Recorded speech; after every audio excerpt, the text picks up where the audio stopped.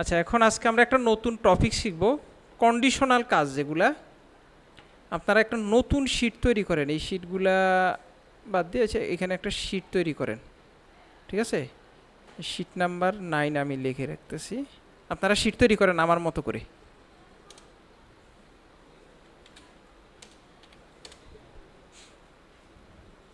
এখানে আমি একটা টাইটেল দিয়ে রাখি। টাইটেল আপনাদের দেওয়ার দরকার না, আপনাদের বোঝার সুবিধার্থে আমি টাইটেলটা দিচ্ছি।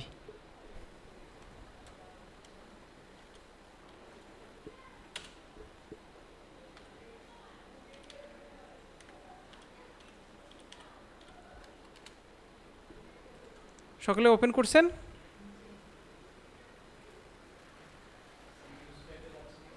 সরি, আসতেছি আমি।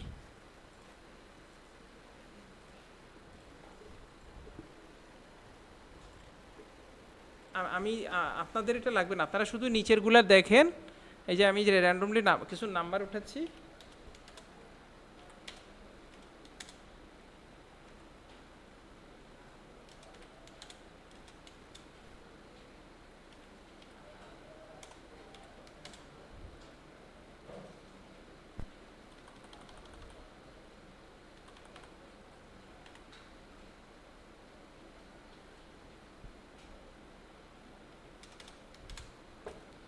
উঠেছেন? আপনাদের মতো করে উঠান। আমরা কিছু শর্ত সাপেক্ষে কাজ দেখব। ধরেন যে স্টুডেন্ট, একটু সামনে তাকান, আপনারা মাউস থেকে হাত, কিবোর্ড মাউস থেকে হাত সরান। হ্যাঁ, দেখেন আমার দিকে, দেখেন, আগে বুঝেন। বুঝাটাই হচ্ছে বড় জিনিস। যে স্টুডেন্টের নাম্বার 33 কিংবা তার চেয়ে বেশি, সে পাশ করলো, আর যার নিচে তাহলে ফেল করলো। ঠিক আছে? তা আমরা এই ধরনের একটা কন্ডিশনাল কাজ করব।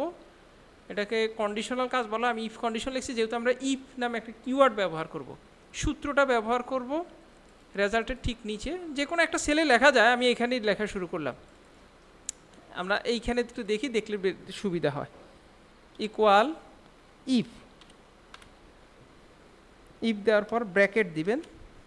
ব্র্যাকেট দেওয়ার পর এই যে দেখেন, যেই নাম্বারটার উপর কাজ করবো, আমরা এই নাম্বারটার উপর কাজ করতেছি না, এইখানে ক্লিক করলাম। Number greater than 32। এইটা হচ্ছে আমার শর্তটা। এই যে প্রথম অংশ যেটা, এই যে এখানে দিয়েছে লজিকের টেস্ট। এই A3-তে যেটা আছে সেটা গ্রেটার দেন 32 যদি হয়, তাহলে কি কাজ করবো, আমি একটা কমা দিব। মানে এই অংশটুকু যদি দেখেন, এই অংশটুকু যদি ট্রু হয় তাহলে এখানে এই ট্রুর রেজাল্ট দিবে, আর ফলস হলে এখানে রেজাল্ট দিবে। তো আমরা ট্রুর রেজাল্টটা আমরা একটা কথায় লিখব। ঠিক আছে? কথায় আমরা দিলাম, ধরেন একটু সংক্ষেপে বোঝার জন্য দিলাম, যেটাই দিই, যদি কোনো সংখ্যা না ইউজ করি, সংখ্যা ইউজ করলে সরাসরি আমি লিখে দিব। একটু সংখ্যা, প্রথমে আমি সংখ্যা ইউজ করে দেখাই। ধরেন আপনারা বুলিয়ান করছিলেন না, বুলিয়ান, এই যে আইসিটির বুলিয়ান মনে আছে?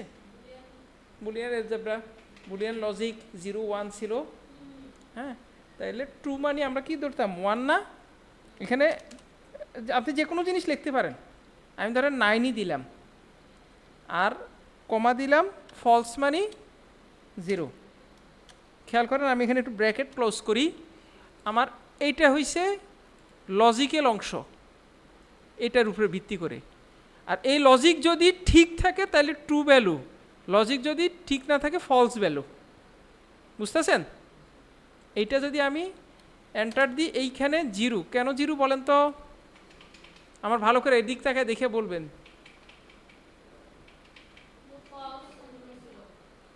ফলস, কেন ফলস হয়েছে? 32-এর নিচে। গুড। এবার আমি এটাকে ড্র্যাগ করি। আচ্ছা, দেখেন এখানে 0, এটা 0, এটা 9। নির্জর বলেন তো এটা 9 কেন?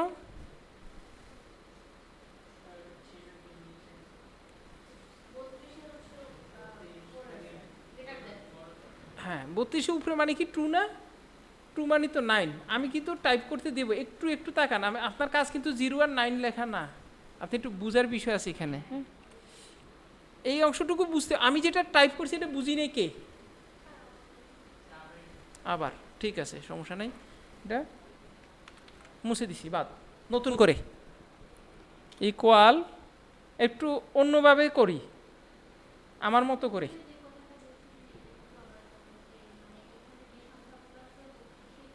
এটা আমরা স্কুলের পরীক্ষার যে 5 নম্বরটা সেইটা, 5 নম্বর তো ইউনিভার্সিটিতে 40, আপনার এখন যেই জায়গার যে রুলস আপনি সেটার প্রয়োগ করবেন, ঠিক আছে। আমি আগের বার যেটা দিছি সেটাকে এখন একটু চেঞ্জ করে দেখাই, তাহলে আপনি ক্লিয়ার বুঝতে পারবেন। খেয়াল করেন, আমরা A3 এটার উপর প্রয়োগ করব। আগের বার কি গ্রেটার দেন দিয়ে দেখাইছি না, এবার উল্টে দেব, লেস দেন 33, 33-এর নিচে, যে 33-এর নিচে পেলে কি ফেল, গুড। তার মানে এইখানে লজিকটা কিন্তু উল্টাটা কাজ করবে। আমি দিলাম এফ। যখন আমরা কোনো সংখ্যা ইউজ করব অবশ্যই ডাবল কোটেশনের ভিতরে ওই লেখা দিতে হবে, যদি সংখ্যা ছাড়া হয়, যেমন এই যে এফ দিছি, কিন্তু কিন্তু যদি ফলস হয় মানে 33-এর নিচে না, অর্থাৎ বেশি, তাইলে কি হয়ে যাবে, পাস হয়ে যাবে। আমি পি দিলাম, আপনি অন্য পুরাটাই লিখতে পারেন, কোনো সমস্যা নাই, পুরাটাই লিখলাম এবং ব্র্যাকেট ক্লোজ। বুঝতে পারছেন? হ্যাঁ, হ্যাঁ, ইয়েস, খেয়াল করছেন ফর্মুলাটা, এন্টার দিলাম, ইয়েস। এখন বুঝতেছেন বিষয়টা? ফর্মুলাটা আপনারা প্রয়োগ করেন, তাহলে বুঝতে পারবেন আর ভালো। দেখেন ওনার কি ভুলটা, এইখানে দেখেন আমার মতো হুবহু উনি লেখেন না, উনি এখানে কি করছেন, গ্রেটার দেন দিছেন, বুঝতে পারছেন? এখন রেজাল্ট কি আমার মতো আসবে বলেন? এটাকে বলা হয় ইলজিক্যাল কাজ, মানে আপনার লজিকটা ঠিক নেই, আপনার কাজ হয়েছে, কাজে ভুল নাই। আপনি একটু খেয়াল করেন,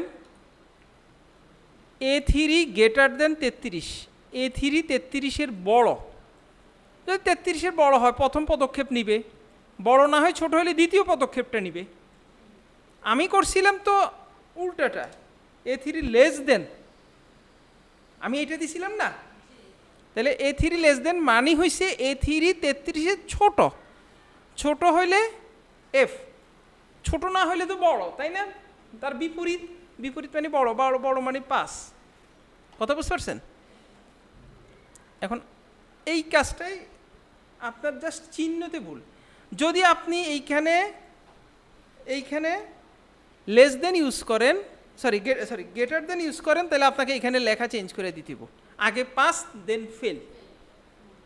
আর যদি আমার মতো করতে চান তাহলে তো ঠিক আছে, সমস্যা হবে না। আমি কি বুঝাইতে পারছি?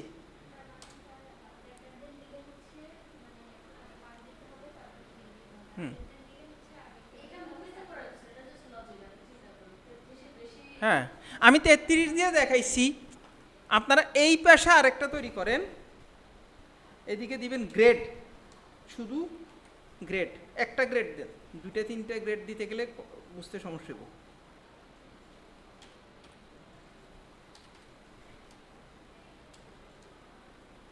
আপনার 80-র উপরে পাইলে A+, 80-র নিচে পাইলে গ্রেড দেখাবে না, ওখানে 0 লেখা দেখাবে।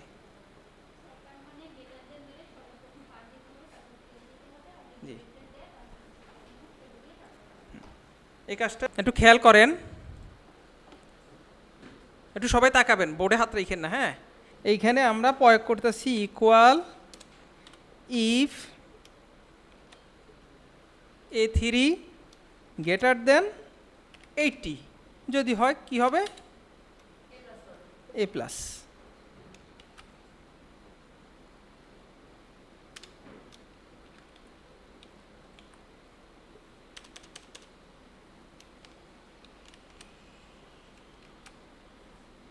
এরকম হচ্ছে কেন?